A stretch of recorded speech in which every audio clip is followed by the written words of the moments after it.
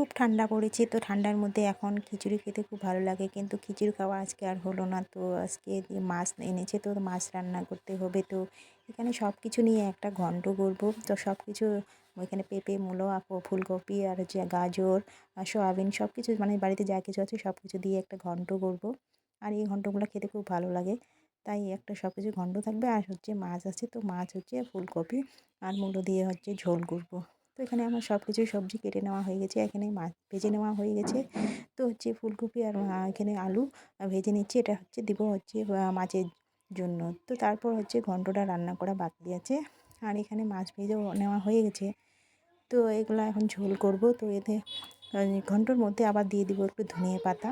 তো এখানে ধনিয়া পাতা নেমেছে, আর হচ্ছে মূলো ভাজি করব। তো মূলোটাও কেটে রেখে দিয়েছি, সব কিছু কমপ্লিট হয়ে গেছে, শুধু রান্না করে এখন একটু বাকি আছে।